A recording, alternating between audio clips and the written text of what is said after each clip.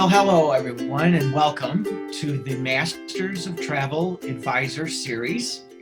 And my name is John Werner. I'm the president of MAST Travel Network. We have a network of 1,000 travel advisors that specialize in travel to all parts of the world and all different styles of travel. And today with us, I'm very pleased to have Susana Romero from Celebrity Cruises with us. And Susana, why don't you again reintroduce yourself, tell us what you do for Celebrity Cruises, and we'll get into it. Thank you, John. So great to be here, and thank you so much for inviting me. It is fantastic when I get to join someone like you and talk about my passion, my love, which is the Galapagos Islands. I have been blessed to be with Celebrity Cruises for 18 years now. And I have been fully dedicated to our Galapagos project. I was actually part of the team that purchased our first company in Ecuador and introduced our first vessel. Fast forward 18 years, we now have 3 vessels and enjoy just amazing reviews and experiences in Galapagos. So great to be here. Thank you. That's great, because I think we're going to have a great conversation with your experience in the Galapagos and your passion for it as well. But I know we're gonna start with a video that you would like to share with us. Yes, because they call me Little Charles Darwin down in the Galapagos, but I'm not a scientist, and I would love to bring you some of the real science that it is what we deliver on board. So give me 1 second and I'll share that. Okay, great.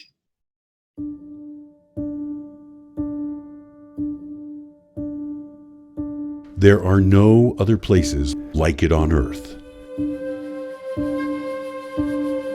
A place where the surrounding ocean is the undercurrent that creates a unique web of life.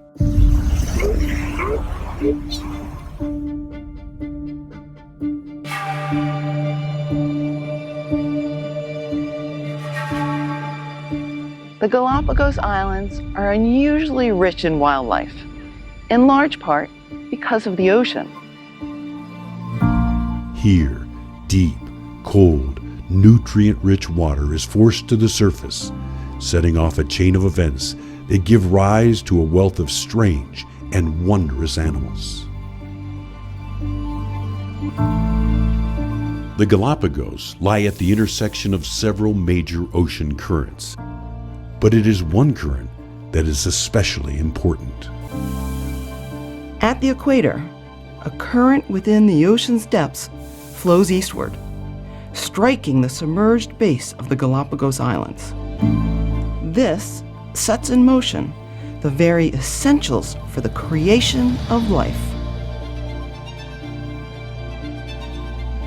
As the equatorial undercurrent strikes the base of the islands in the west, cold, nutrient-rich water flows to the surface and acts like fertilizer. Algae and phytoplankton bloom, producing the food that fuels the island's life. The phytoplankton, or tiny drifting plants, are eaten by small drifting animals or zooplankton, which then feed a wealth of other creatures in the islands. Fish and squid eat the zooplankton and then are the prey for larger creatures. Birds plunge and dive into the sea, where sea turtles and marine iguanas swim. Sea lions, penguins, sharks, and even whales come to feed. When upwelling is the strongest, Galapagos is abundant with life. Animals reproduce. The young survive and juveniles grow strong. With strong upwelling in the west, marine iguanas grow large and dense in population. Penguins and flightless cormorants thrive, as does the underwater life. In the Galapagos, many of the animals are unique or endemic to the islands. In the Galapagos, the ocean provides the fuel that sparks life. And here, it is rich, wild, and like no other place on Earth.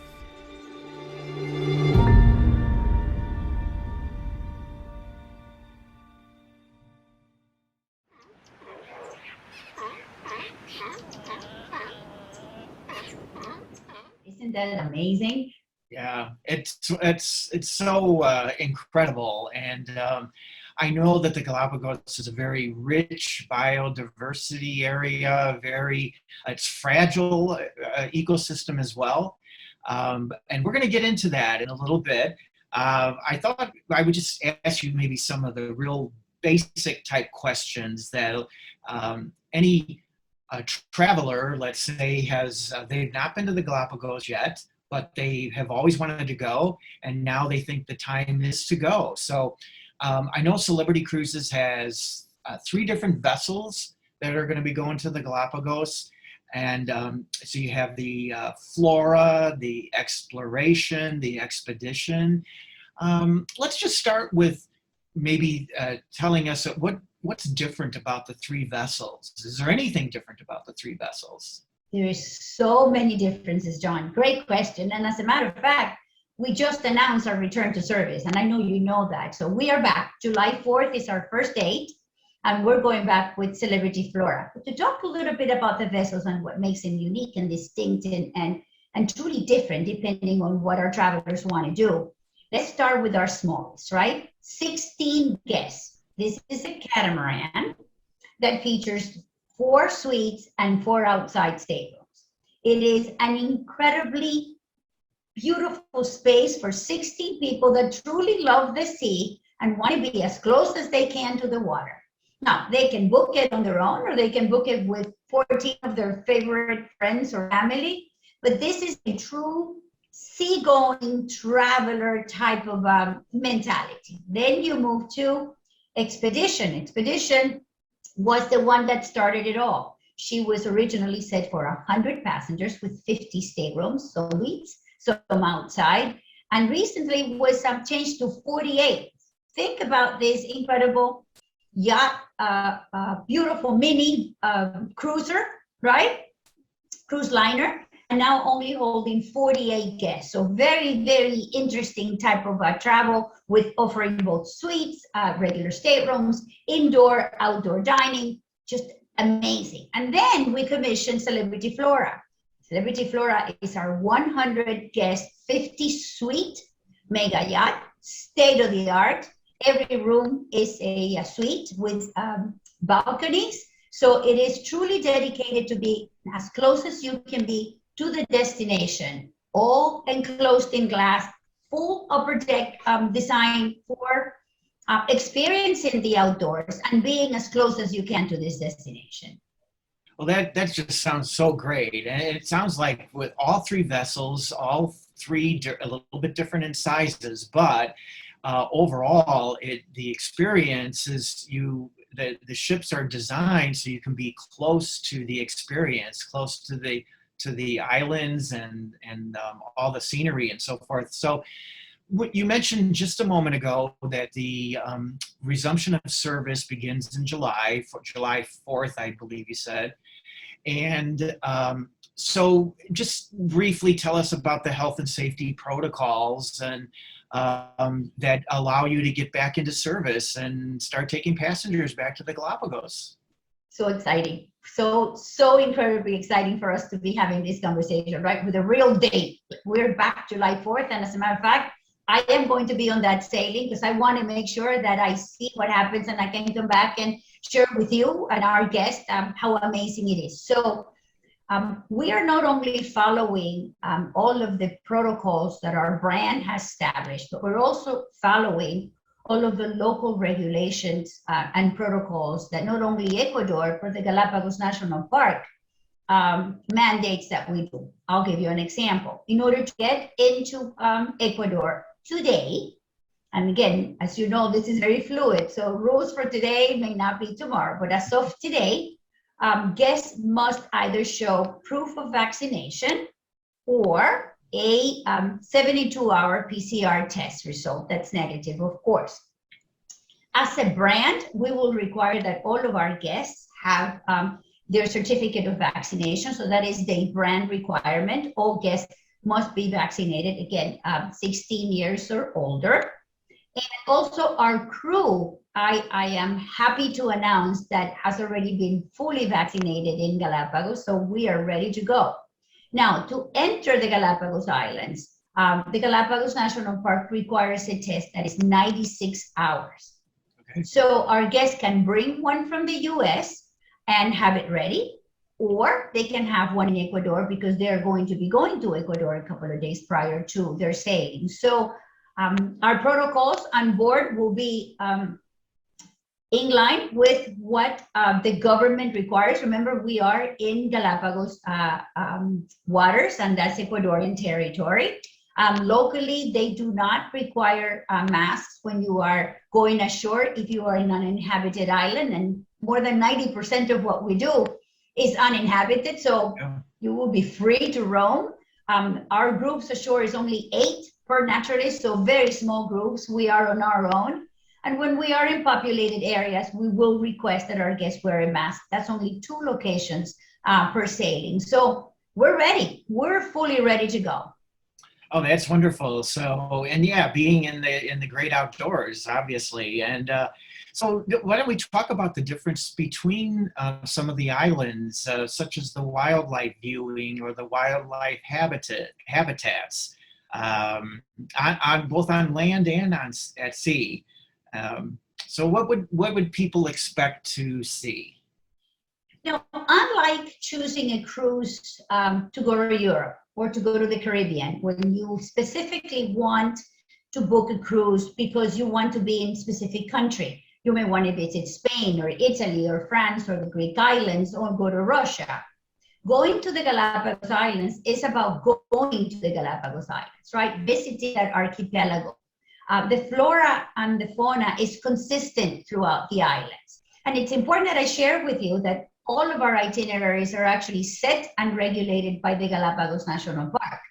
We can't really go to the park and say, well, on Tuesday, we would prefer to go here. It doesn't work that way. And it doesn't work that way for very, very good reasons. And most of them are preservation and conservation. Sure. So they have a very well regulated itinerary for us. They give us a 14-day rotation.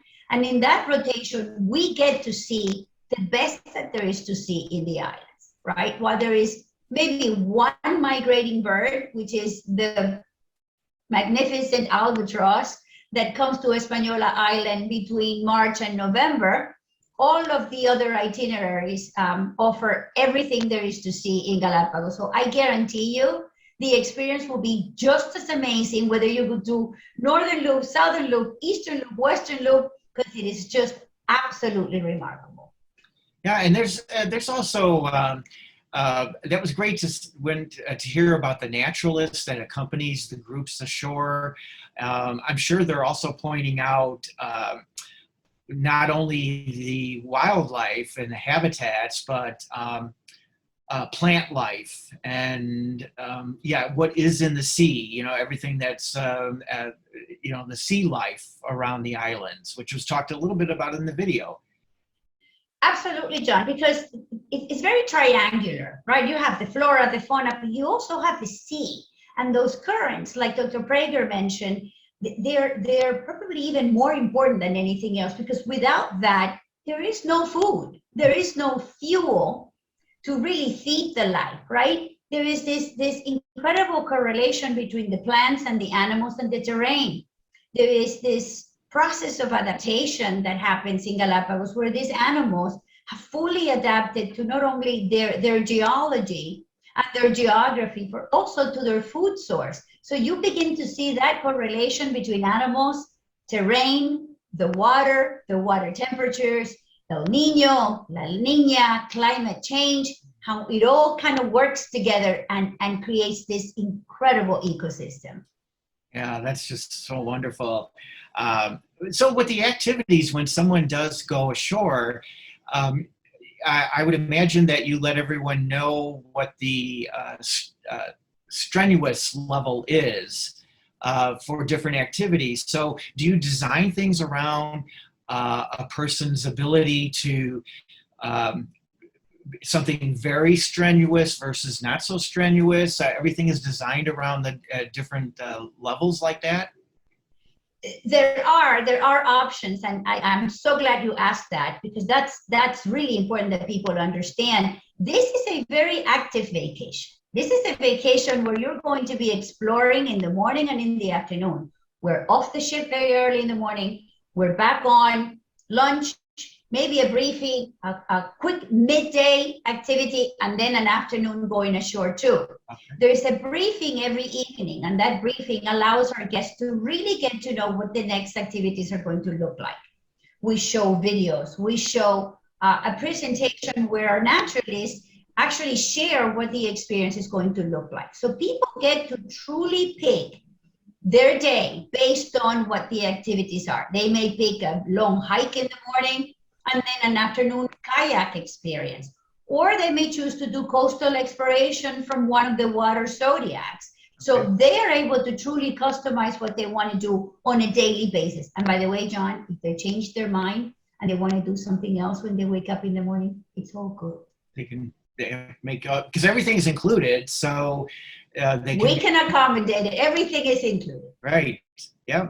So explain the differences. I noticed looking at some of your itineraries that, one says the outer loop, another itinerary says the northern loop, and another one says the southern loop. Can you explain what is different about those? I know, and it is so hard to explain because we're all tied into those itinerary titles, right? What am I going to see that's different on the northern or the southern or the western or the eastern? In reality, again, because these itineraries are set by the Galapagos National Park, they give us these itineraries and we follow the routes. And not only do we have to follow the routes, but we have to follow the amount of time that they allow us in each location. So we had to identify them, right? We had to name them something. But in reality, the truth is that it is minimal difference between one another, other than geography, right? One may visit more of the northern islands, the other ones may go more on the southern islands, but all of the itineraries actually have hero islands, because like every location, like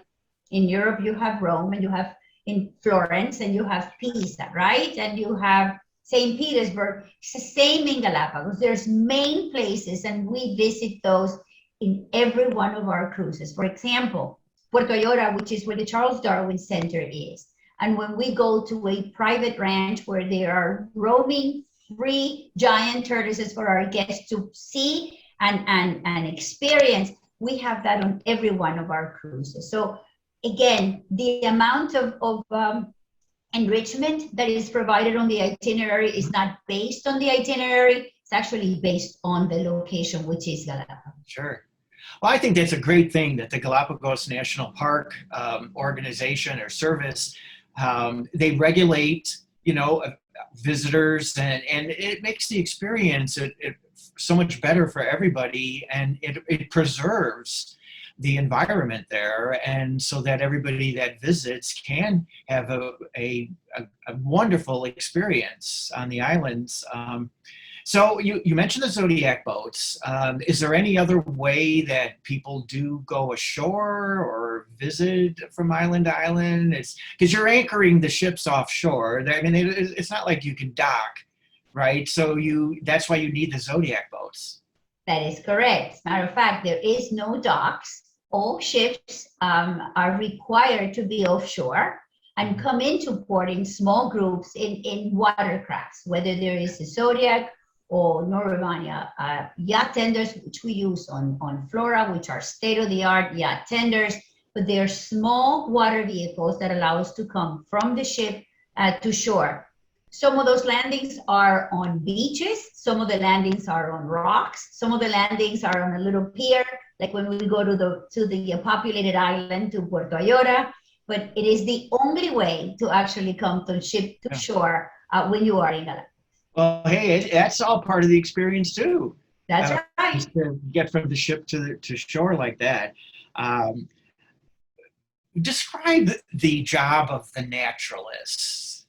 Just how special is it that they are with the guests, and what more they lend to the whole experience? When we first started thinking about going to Galapagos, and this is in the year 2003, the reason that we did it was because Galapagos up to that point had been perceived and seen a little bit as a backpacking type of experience. Guests got there, they got on a boat, if they caught some fish, they ate it, it's whatever the cook decided to throw on a skillet and they had to do their own dishes, right? So we saw an opportunity to bring cruising, right? And especially luxury cruising, which is what we do. That merger of a genuine Galapagos experience will the highest level of service and dedication to our guests that celebrity is known for. And we have been able to truly merge that. So we bring the celebrity training, the service, the cuisine, the culinary, all of those amazing pillars that we have.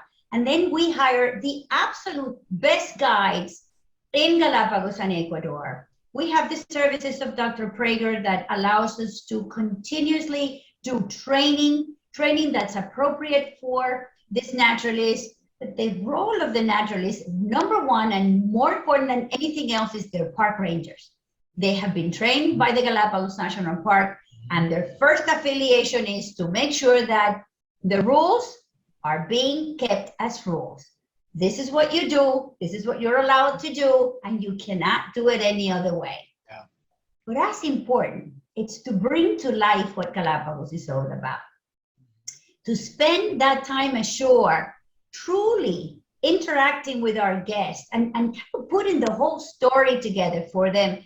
That, by the way, it doesn't end on land, right? They come ashore and they continue the journey with the guests. They sit with our guests. They have dinner with our guests.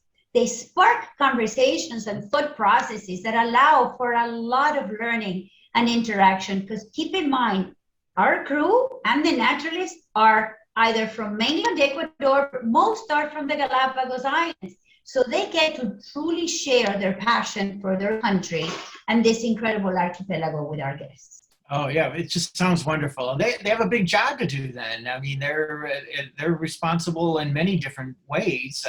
And I like the fact that you also mentioned their interaction with the park rangers too, which is so important.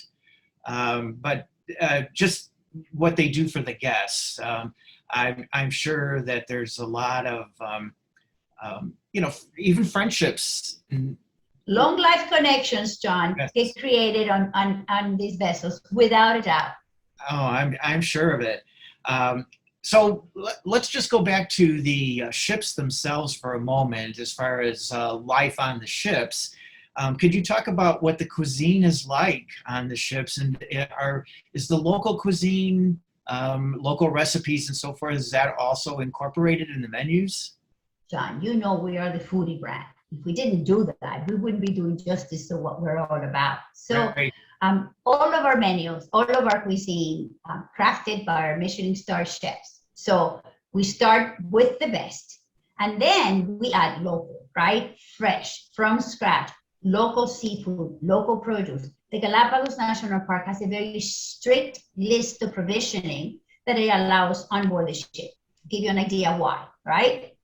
They do not allow any seeds, vegetables, or fruit, or even eat with bones that doesn't belong to Galapagos. They don't want to introduce anything because seeds tend to go into the ground and new trees come up, and next thing you know, the vegetation under, which feeds the giant tortoises, dies, and the ecosystem gets completely changed, right? Yep. So within those regulations, we do our best to provision from the Galapagos Islands as much as we can, which is fresh, organic, locally sourced. And if not, we source from mainland Ecuador. So our menus are very well balanced. They have celebrity favorites, which our guests, more than 50% of our guests are already celebrity cruises, so they know our brand. And they're expecting that high level of culinary excellence, but they're also wanting to taste the local flavors. We do this during our pre and post stays in Quito, and we do it on board our vessels too. Okay. So what happens at night on the ships? Back on board after that afternoon walk ashore, and then dinner, but then what happens? Right. So back on board, people have a little time to take a shower, and they come to an afternoon cocktail party, of course, because we are celebrity cruises, and then comes the briefing. And after the briefing, everyone signs up for their excursions, and then we go to dinner. Then after dinner, there is an activity. It could be music, there could be live music, there could be a show put together by the naturalists and the staff, because there is a lot of talent on board. It could be an evening of stargazing with the officers outside. It could be an evening of karaoke. If we have someone on board that happens to be a piano player, remember this is very organic because it's a very small vessel where people get to know each other very, very quickly. What I do tell you is that while we keep our lounges and our bars open until the last person goes to bed, because we want to make sure that everyone enjoys their time on board, this is the type of experience where people do require downtime. The emotions that you feel, in addition to the activity level, really require that downtime. I'm going to go to sleep. I'm going to go journal. I'm going to go look at my pictures. I'm going to go kind of like ponder on what's happened today, because tomorrow I have that number 2 or 3 or 4 or 5. So while we do have people that stay out late is a little different on board a vessel in Galapagos than you will see on the regular vessel. I bet. No, that makes perfect sense. And people are obviously looking forward to the next day, and they want to be ready for it. So we start early.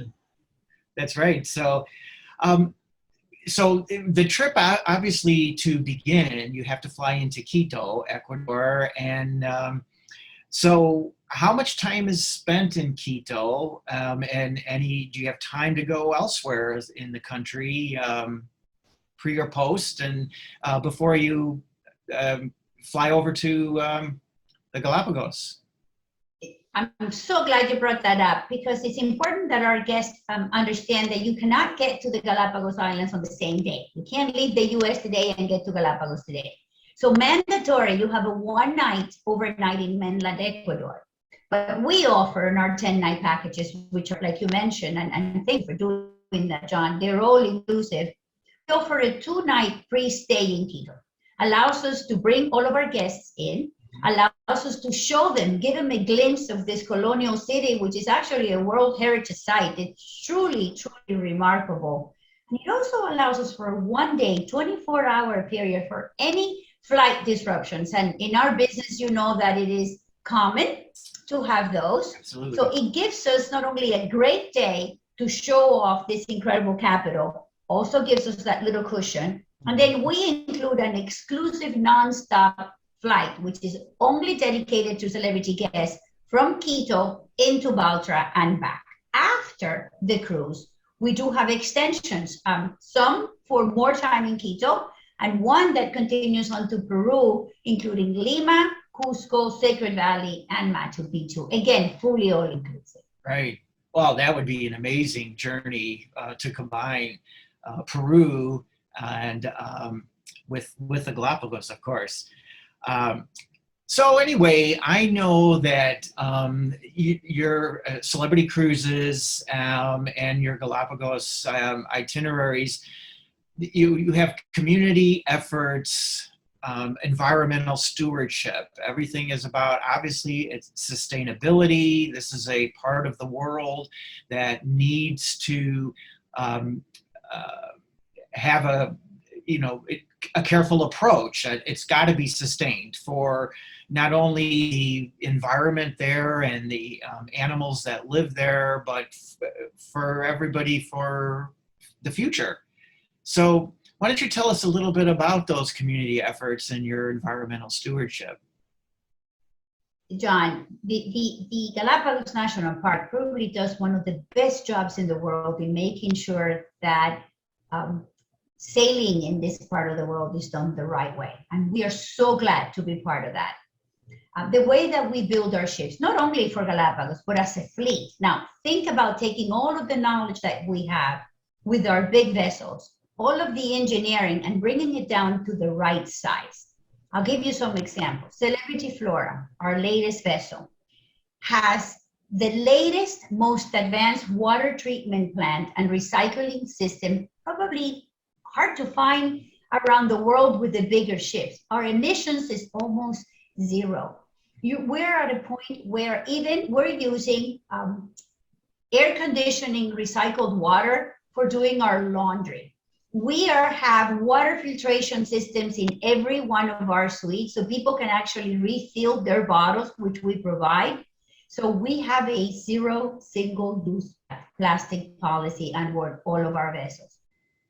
Our dynamic positioning system, where we're able to stay in location, stable without having to drop anchor. This allows us to not disrupt the seabed. Yeah. Everything that we do on board, we start from an environmental standpoint. The paint that we use to paint our hull allows us to glide through the water, conserve energy, use less fuel. So everything that we do it from that conservation, preservation, environmental standpoint. From a community standpoint, our president, Lisa Luto Perlo, is adamant that we are part of the communities that we visit, that we become part of those communities, because those communities are as important to us as we are to them. Our guests are now involved in what is the Galapagos Fund. They get to make donations that are 100% dedicated to the betterment of the communities.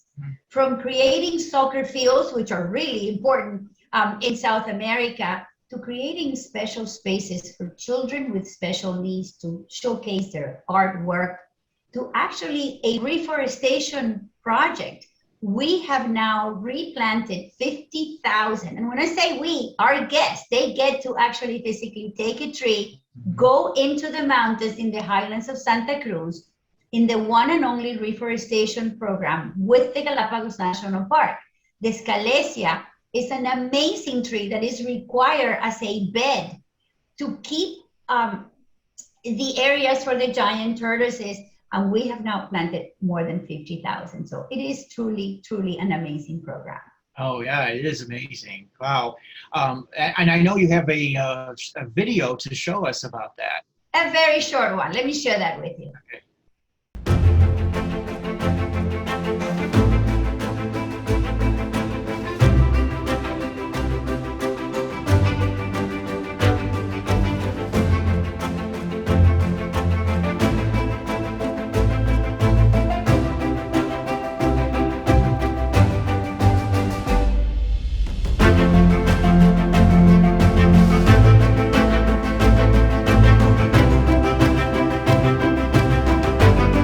I love that video. Yeah, that's so great. And I'm sure the guests aboard, I just love that, to be a part of the efforts that you're making and feel like they are also contributing to the preservation of the islands and the habitats there. So I have no doubt that everybody loves that part of the trip. Thank you. Yes, they do. Well, that's so great. I learned a lot today by talking to you and listening to you describe the experience, and it truly is remarkable. And I think it's one of those life-changing trips, as they call it. And of course, a lot of people have it on their bucket list. And what's more great about it is the fact that you're going to be going there again in July. And starting the resumption of cruises to the Galapagos. So it's a wonderful thing. Absolutely. We are actually very excited. Our reservations are open. We're open through 2023.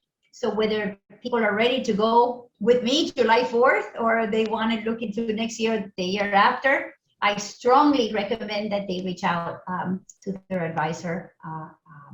Your organization does an amazing job in truly educating people about the destinations that they visit. And we thank you for doing that, because that's truly important. And we thank you for that partnership. And we're truly looking forward to welcoming you and your guests on board our vessels very, very soon. Well, yeah, thank you for that. And our organization, the travel advisors in our network, they have been sending people to the Galapagos for years. And some of them, of course, have been there themselves. And they love selling the product and getting their customers to have an amazing experience. So, well, Susana, thank you so much for the time you spent with us this afternoon, and I enjoyed the conversation a great deal, and look forward to the restart of cruises to the Galapagos. Thank you so much, John. Thank you for the invite. I really appreciate the time today. Thank you. Thank you for listening to Masters of Travel. You can find us on Facebook at MAST Travel Network, on Instagram at MAST Travel Network, and on Twitter at MVP Travel. If you would like to find a travel advisor near you, please direct message any of our social media sites